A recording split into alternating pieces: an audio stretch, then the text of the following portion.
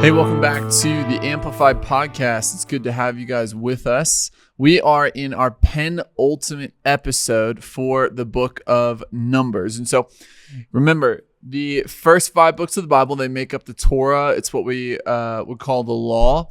And it's both the law and history, as you've seen throughout all of this. It's the story of, creation, the story of the great flood after 2,000 years. And then really it's the story, the bulk of it is the creation of Israel. And so if I'm not mistaken, the beginning of the Bible begins with the creation of the world, the end of the Torah, the beginning of Torah, and then the end of Torah states the beginning of Israel as the people are going into the promised land. And so that's really what this is about, because remember, this is not just a book about the whole world equally. This is the story of God and his people. It's how he created the world, how he commissioned his people to inherit the land, how he, of course, saves them time and time and time again. And so we've seen lots of those times as we be going through here, even though the people over and over keep complaining against God, it's God who keeps rescuing them over and over. And so we've seen that especially in Numbers, and hopefully you've learned something new as we've been going through this book, because it just doesn't get preached on very much through the book of Numbers. If your pastor told you, hey, we're going to start a series through the book of Numbers, that would be pretty rare, actually. Most of them are, well, I won't comment on what most pastors are going to do, but today we are going to be going through chapter 33 and chapter 34. There are 36 chapters in the book of Numbers. And so the next episode will be our final episode of Numbers, and then we'll move right into Deuteronomy. And when we get to Deuteronomy, I will do research to remember once again what the word Deuteronomy means, and I'll explain it to you then. So have no fear.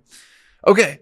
So the last episode we talked about how the people are starting to inherit the land. We're seeing how Reuben and Gad have settled, or at least they've decided to settle on the eastern side of the Jordan. So think about, if you're watching, you have the edge of the Mediterranean Sea, and then you have Israel that kind of comes down like this. And really this border here is the Jordan River. And you have the Sea of Galilee at the top where Jesus hangs out, and then you have the Dead Sea down here. And the people of Reuben and Gad, they have decided that they really like all this land and this pasture area in the hill country on the east side. And at first they come to Moses, and he gets really upset with them that you guys are making the same mistake that your fathers made.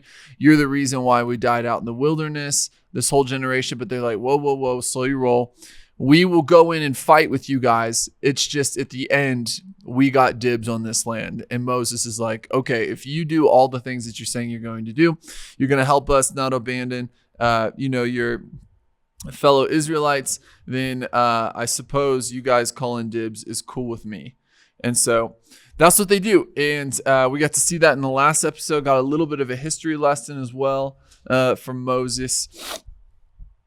And today we're going to see the movements of the people throughout this 40-year journey. So today we're kind of like looking at their story from the time they left Egypt to them entering into the promised land, with the death of Moses, which is going to come here soon. We're going to see it kind of from like a 30,000 foot view, where the Bible's going to lay out every single city that they went to in these 40 years. You would think that the Lord would move them out into the wilderness. Okay, you guys are going to die out here. Let's just hang out here for 40 years, set up camp. That's not at all what happens. In fact, it almost coincides perfectly that they were in the wilderness for 40 years and they went to 41 different cities. It's hard enough to move your family from one place to another. Imagine moving a couple million people from one place to another 40 times in 40 years. I mean, there's a reason why Moses was tired at the end. And so, but he was also one of the greatest leaders to ever live. So good on him, I suppose. So today we're going to look at their journeys, and I have a map here. So if you could watch today, I recommend watching today. as we go through all these cities. If not, I will do my best to explain it. So you can kind of get a mental picture. Maybe you're working right now, you're driving, that's okay too. You're doing the dishes. I'll try to give you a mental picture of what these Israelites are doing. The Israelites are doing. So go ahead and open up your Bibles to Numbers chapter 33. I want to give two more announcements. So as always, we want to promote Alabaster Bibles. I'm a big faith guy, as I told my parents a couple weeks ago. I have faith that they're going to be a sponsor one day. They are not a sponsor now, but these are really great Bibles. It's not just for holding up my iPad. I actually read this.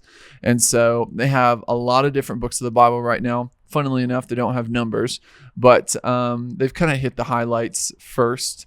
The Gospels, Genesis, Psalms, and they're making their way through the rest of the Bible, and they make great gifts as well. And so that's the first announcement. And then the next announcement is this. So up until now, if you've been watching this podcast for a long time, for most of the first year, I was in Oklahoma. And so the set that you saw behind me, that was not really a set. It was my living room in Oklahoma.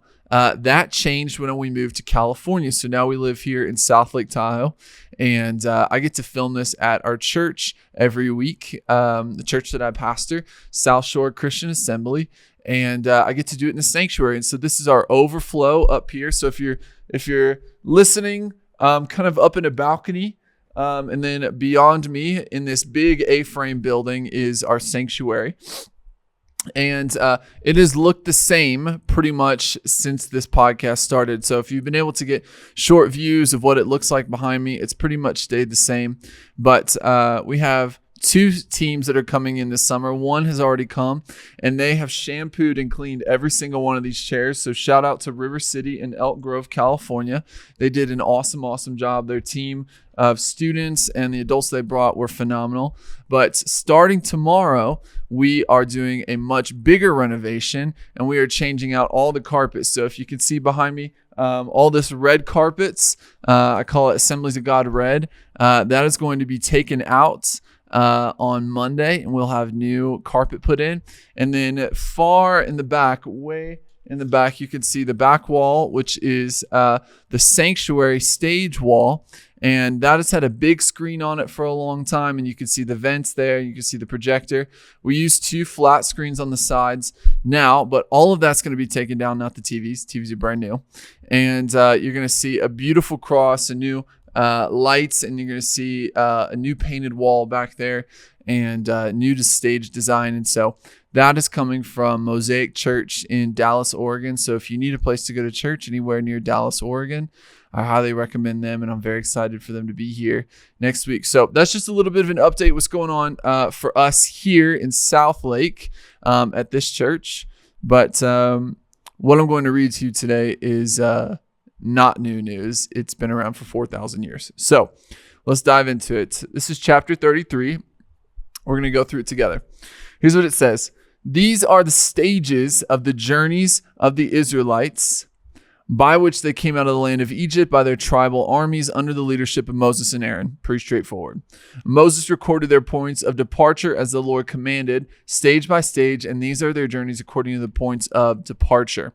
So this makes sense because, again, we're not reading 20,000 Leagues Under the Sea. This is not meant to be entertainment. This is not meant to be, the Bible was not written for you. It was written for their purposes, which was the recording of what was going on, what the Lord was doing. And we get the benefit of reading it together now that it has already happened. And so it's not always going to be narrative. It's not always going to be poetry. Sometimes it's just going to be straight details. This is what was going on. And so if you're watching, you could see a lot of these cities on here have question marks next to them. And that's really just because we don't actually know exactly where this city was. There have maybe been ruins that have been discovered, but it's not like, in Muskogee, there was a big sign that said Muskogee as you're pulling into town. That's not always found among the ruins. And so we kind of have to use our best guess of where these cities were. And So some of them have question marks next to them, but the general idea is that if you're imagining Israel, you have the Mediterranean Sea on the west side, you have the Jordan River on the east side, but below all of that, in a much bigger portion of land, you have the area kind of between the bottom of Israel and where the Red Sea splits in half. So it kind of looks like a peace symbol, like you're holding up your fingers like this. You have two sides to it. One side is where the people of Israel crossed, and I accidentally changed the color for my pen here. So let me change that real quick. So on one side, you have where the people would have crossed, and they crossed over on dry land, and then they make their way down this peninsula to what is the kind of the point of the wilderness of Sinai, and then they start journeying their way back up. They double back at one point toward the other top of the peace symbol that we talked about, and then eventually they make their way up to the the east side of the Dead Sea, across from Jericho. So broad strokes, that's what happens. Kind of makes a big V in their journey all the way up to where Jericho is today. I'm going to change this color one more time because I think black is going to do better today. So, okay, so here's what it says.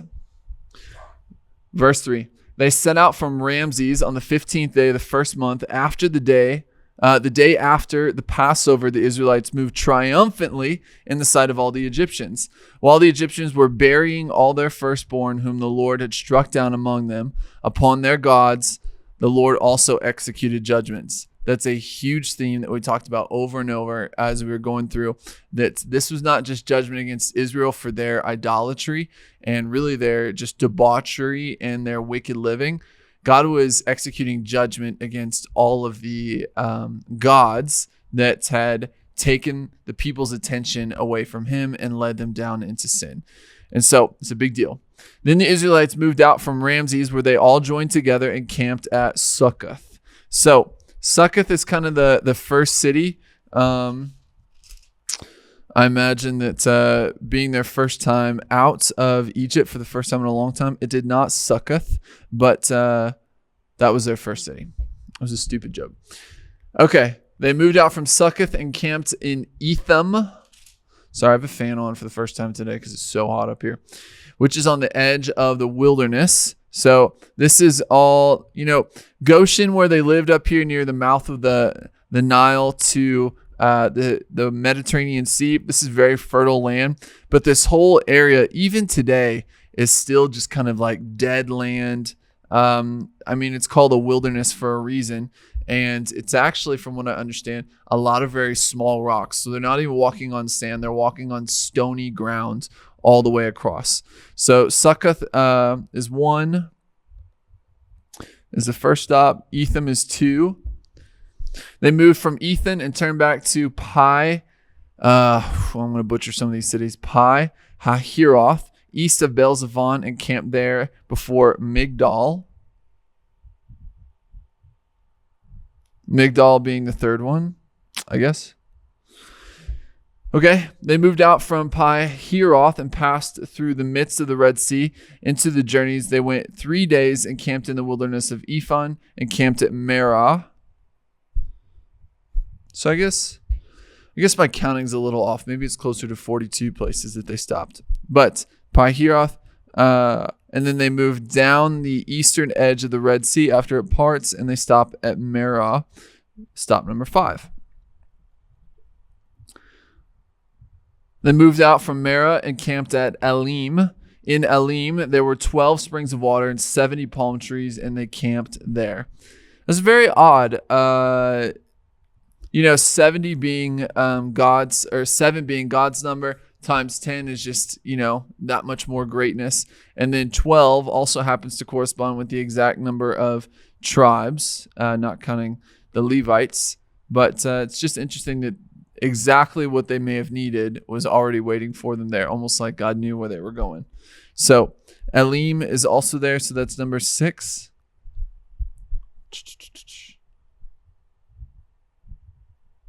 Yep. Okay.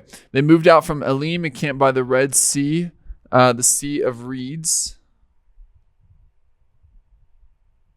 Okay. They moved out from the Red Sea and camped in the wilderness of Sin. So I think I may stop counting here because, man, this is hard to keep track of all these cities. So now we have the wilderness of Sin here, moving down toward kind of that point of the Red Sea. They moved out from the wilderness of Sin and camped at Dophkah. They moved out from Dophkah and camped at Alush. Alush is getting closer. You're still like smack dab in the wilderness of this, the middle of this wilderness. Wow. And they're kind of getting toward the foothills of Mount Sinai where the Lord is going to meet them. It's very interesting that the Lord is not choosing to meet them in an overly fertile place. He's not choosing to meet them in, Israel already. He's not choosing to meet them, by the mouth of the Nile and Goshen and, this phenomenally wealthy place. But he actually brings them out to the wilderness, and where they are most, alone at this point, that is where God wants to meet them. Almost like God wants to get them alone for a little while, kind of like a honeymoon. They moved out from Alush and camped at Rephidim. Now it was there that the people had no water to drink. They moved out from Rephidim and camped in the wilderness of Sinai, where they remained for about a year. This tells me that, they finally make this. Sinai in the Bible says that they actually stayed there for about a year. It's possible that they weren't staying even close to that long to all of these other places. And I believe Sinai is where the tabernacle would have been built as well. And so they're moving from city to city to city pretty fast. They're kind of on the move all the time. Okay, verse 16. They moved out of the wilderness of Sinai and camped at Kibroth Hattava. So now we're moving back up north, kind of northeast, toward the other side of the peace sign of the Red Sea, where, just away from Sinai.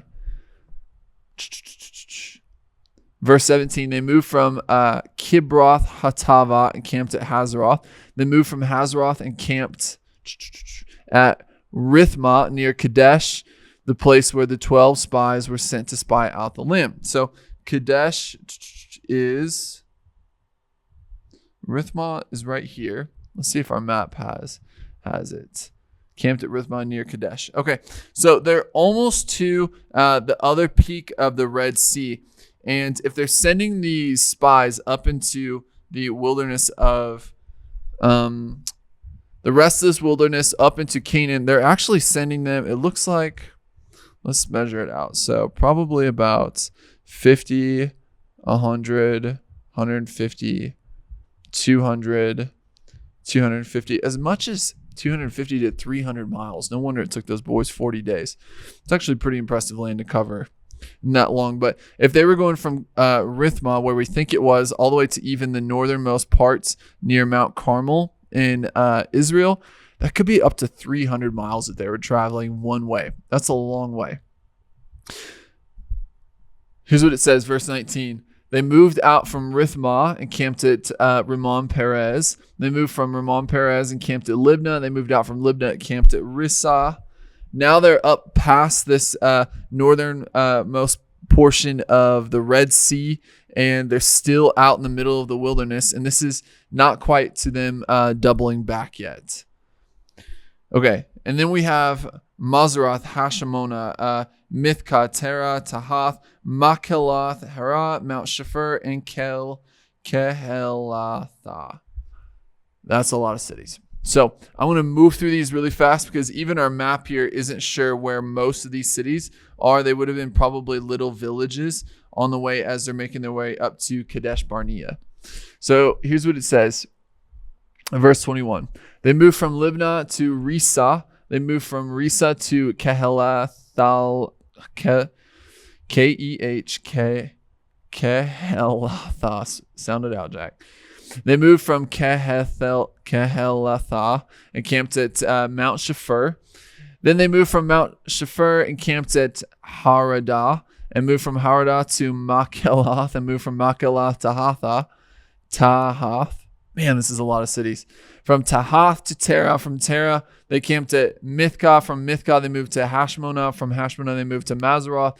From Mazroth, they camped at Bene Jacan. From Bene Jacan, they camped at Hor Hagidah.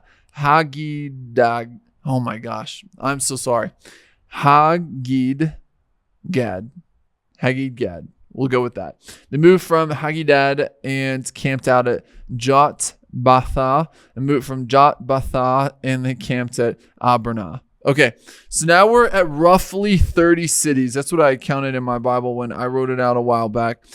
Roughly 30 cities that they moved from one place to another. And so the Lord is not allowing them to plant crops. He's not allowing them to stay in one place very long. Obviously, this is still during the time when he's delivering manna to them every single day except for Sunday. Well, I guess Saturday would have been their Sabbath, but except for one day a week, he is providing water for them. And all along the way, they are complaining. They've seen the wonders of God, and yet they have no wonder for God. And so they're pretty upset by the time they make it to this point. As they moved from Abranah, they camped at Ezion Geber or Elath on the Gulf of Aqaba.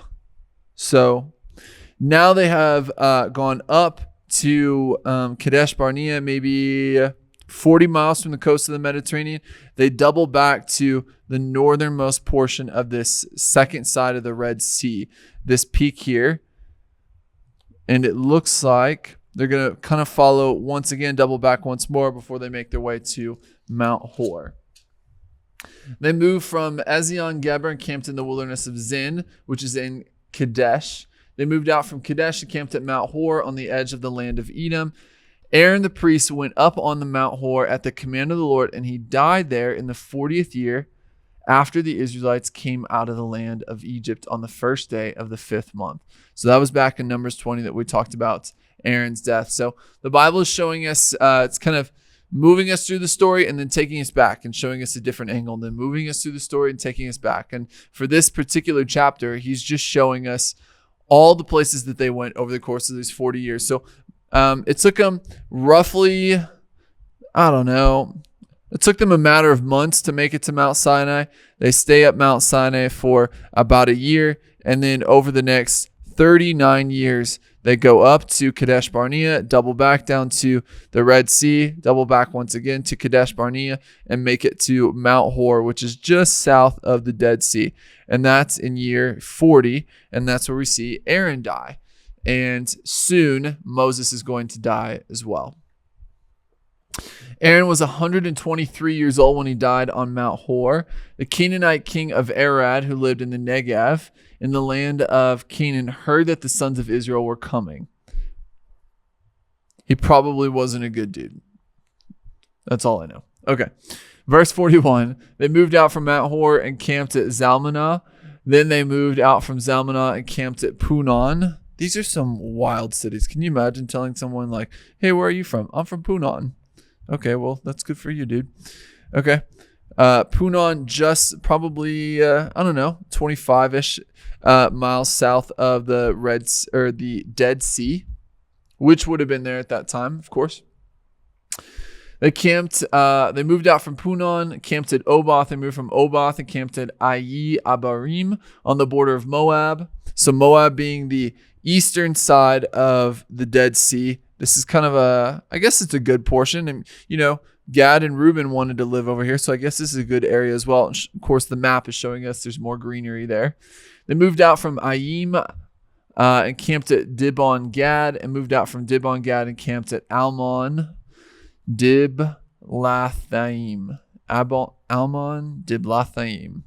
Wild cities. They moved out from Almon Diblathaim and camped in the mountains of Abarim before Mount Nebo. So we've made it all the way up to the top of the Red Sea here. I keep saying the Red Sea, all the way up to the top of the Dead Sea here. And they're just across the Jordan River from Jericho. And this is, just how they've moved over the course of all of these years. They moved out from the mountains of Abarim and camped in the plains of Moab by the Jordan across from Jericho, their last stop on the journey to Canaan. So I may have miscounted here, but we're talking about roughly 42 cities, roughly 42 stops. Obviously, the first portion would have gone by really fast. They stay at Mount Sinai for a little while.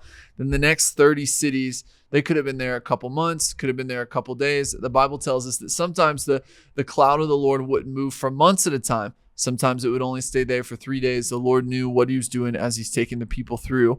But they've made it all the way to the Jordan River, just across from Jericho. And we're going to get to see the Jericho story in the first chapters of Joshua. They camped by the Jordan from Beth Jeshimoth as far as Abel Shittim in the plains of Moab. So here's what it says, verse 50. So that's the end of their journeys. Now the Lord's going to give some commentary here for us. And I can take this map off as well. Then the Lord spoke to Moses in the plains of Moab by the Jordan across from Jericho, saying, say to the children of Israel, when you cross the Jordan into the land of Canaan, then you shall drive out all the inhabitants of the land before you and destroy all their sculpted images, destroy all their cast idols, and completely eliminate all their idolatrous high places. Then you shall take possession of the land and live in it, for I have given it to you to possess. You shall inherit the land by lot according to your families. To the large tribe you shall give a larger inheritance. To the small tribe you shall give the lot that falls, or give a smaller inheritance. Wherever the lot falls to any man, that shall be the location of his inheritance. According to the tribes of your fathers, of your ancestors, you shall inherit. But if you do not drive out the inhabitants of the land from before you, the Lord's giving us a warning here, then those who you let remain of them will be like pricks in your eyes, like thorns in your sides, and they will attack you in the land which you live. And I, the Lord, plan to do to them. And as I, the Lord, plan to do to them, so I will do to you.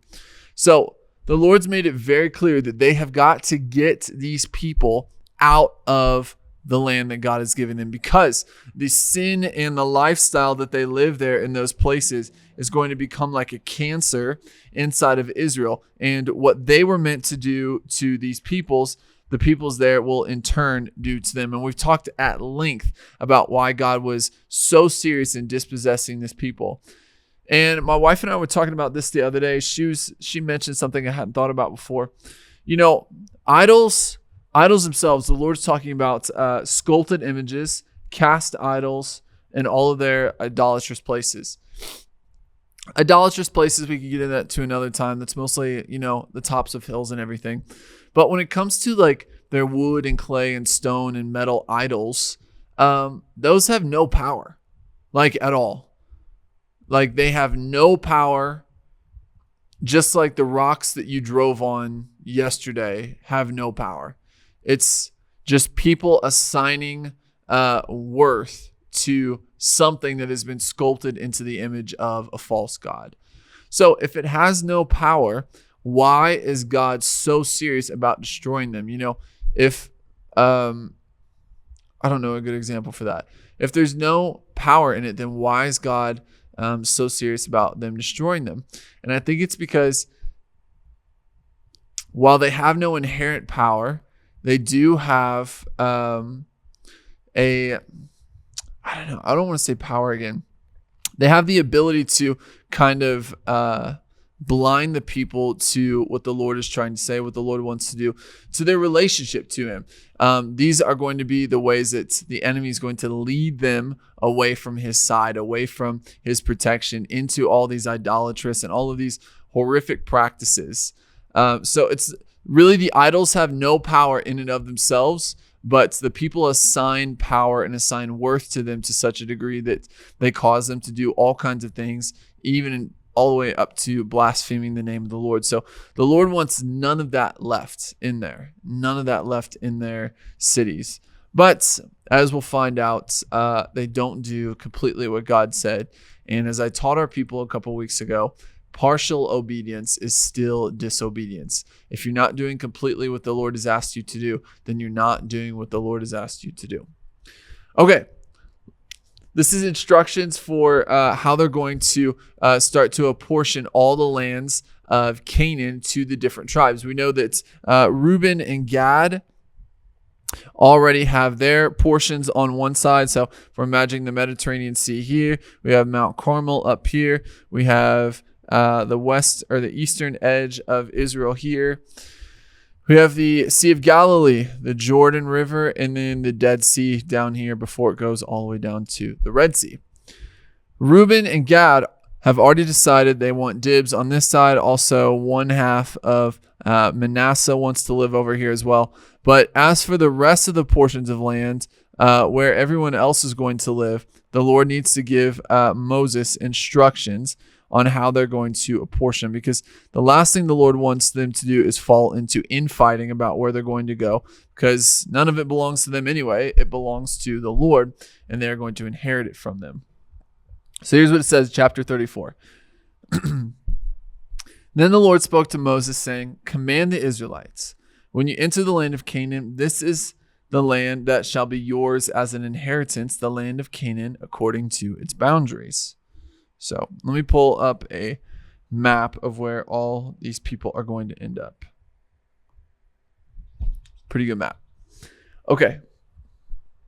Your southern region shall be the wilderness of Zin along the side of Edom, and your southern boundary from the end of the Dead Sea eastward. Yes, so this is the bottom portion of their boundary where the Dead Sea ends. The Lord is saying that's where you guys end. Your boundary shall turn from the south to the ascent of Akrabim, continue on to Zin, and its limit shall be south of Kadesh Barnea. Then it shall go on to Hazar Adar and pass on to Asmon. If I'm not mistaken, this is moving up toward the Mediterranean Sea, where their bottom region should be. Then the boundary shall turn from the Asmon to the brook of Egypt, the Wadi, El Arish, and its limit shall be the Mediterranean Sea. Yeah, got it right. It's kind of ending right here at Gaza, which is still in the same place that it was then. As the western boundary, you shall have the great Mediterranean Sea and its coastline. This shall be your western boundary, and shall be your northern border from the great Mediterranean Sea. Mark out your boundary line to Mount Hor. To Mount Hor. Mount Hor is... I can't remember where Mount Hor is, but we'll move on. From Mount Hor you shall mark out your boundary to the entrance of Hamath, and the limit to the border shall be at Zedad. Then the northern boundary shall go on to Ziphron, and its limit shall be at Hazar Enon. This shall be the northern boundary. So again, this is pretty close to where the boundary is today. It's kind of up near Tyre and Sidon, way up past Mount Carmel, and the Lord is telling them that's where it's going to be. You shall mark out your eastern boundary from Hazar Enon to Shepham. The eastern boundary shall go down from Shaphan to Riblah on the east side of Ain, and shall descend and reach the slope on the east of the Sea of Kinnereth, which is the Sea of Galilee. So it kind of sounds like, from what the Bible's saying here, that the portion that Manasseh and Gad and Reuben gets, that's not technically the area where the Lord wanted them to settle. I'm just now realizing that. The area, it seems like, on the eastern side or the western side of the Jordan is where he wanted his people to settle. But again, like we talked about in the last episode, Gad and Reuben settle for what is on the eastern side. The eastern boundary shall go down from Shaphan to Riblah on the east side of Ain, shall descend and reach the slope on the east of the Sea of Kinnereth, the Sea of Galilee. On the eastern boundary shall go down to the Jordan River, and its limit shall be the Dead Sea. This shall be your land according to all its boundaries. So actually they've asked to settle in an area that the Lord did not want to give them. They had already conquered it, so I guess the Lord has no problem with it. But really, Israel was meant to be from between the Mediterranean Sea and the Jordan River. These are the boundaries. Verse 13. So Moses commanded Israel, saying, "This is the land you are to inherit by lot, which the Lord has commanded to be given to the 9 tribes and the half tribe of Manasseh. Yes, 9 tribes plus the half tribe of Manasseh. For the tribes of the sons of Reuben, the tribe of the sons of Gad have received their inheritance by their father's household, and the half tribe of Manasseh have received their possession. So they've already taken the other side of the Jordan. And again, we talked about this in last episode. What God has done before has been great, but don't settle for what God did in the past. God always has something new that he wants to do. These people, before the Lord ever even told them where they could settle, have decided that they wanted to take what the Lord had already given them, which I guess isn't wrong, but the Lord had more for them. The 2.5 tribes have received their inheritance across the Jordan River opposite Jericho, east toward the sunrise. Verse 16. Then the Lord spoke to Moses, saying, These are the names of the men who shall divide the land among you as an inheritance: Eleazar the priest and Joshua the son of Nun, obviously 2 heavy hitters. You shall take 1 leader from every tribe to divide the land for the inheritance. These are the names of the men: from the tribe of Judah, Caleb the son of Jephunneh; from the tribe of Simeon, Samuel the son of Ammihud; from the tribe of Benjamin, Elidad from the son of Kislon, so that's 3. From the tribe of the sons of Dan, their leader, Buki, son of Jogli, 4. The sons of Joseph from the tribe of Manasseh, a leader, Haniel, the son of Ephod. From the tribe, sons of Ephraim, a leader, Kemuel, the son of Shiftan. That makes 6 now, I believe. From the tribe of the sons of Zebulun, a leader, Elizaphan, son of Parnach. From the tribe of the sons of Issachar, a leader, Paltiel, the son of Azan. Paltiel kind of sounds like what's her name from Star Wars. From the tribe of the sons of Asher, a leader, Ahihud, the son of Shelemai. From the tribe of the sons of Naphtali, a leader, Pedahel, the son of Ammihud. These are the 12 men whom the Lord commanded to work with Joshua and Eleazar to divide the inheritance of the sons of Israel in the land of Canaan. So, again, anyone that ever tries to tell you that the Lord is disorganized, that he does things at random, has obviously never read these chapters, because the Lord is wildly organized and so just and has everything in order. And so even down to the exact individuals within these tribes that we're going to, be the ones responsible for letting the rest of the people know this is where we're going to settle here and no further. So the Lord is very, very organized in this. And he's been leading them and keeping them alive this entire time. And he's done a great job. And I don't really have much else to say about these chapters. So next episode will be our last episode of the book of Numbers. And this is going to give us a little bit of insight into how they would have handled literal law at that time. So by what we mean by law today, we're talking about 1st and 2nd degree murder and manslaughter. What do you do with all those people? How do you handle that before forensics and all these things? And then the inheritance of the people as they're, beginning to actually have an inheritance. This is a new thing for them. They've never had an inheritance before. They've been in Egypt for 400 years. Nothing's been passed down except a few items that they maybe have had in their households. Now they actually have land. They have livestock. They have wealth that gets to be passed down from one person to another. How are you going to handle that? The Lord is trying to build not just a few people. He's trying to build a society out of these ragtag group of Israelites. So thank you so much for listening today. Hopefully next time you see this, the back wall will look much different, and we will see you guys next time. Thank you very much.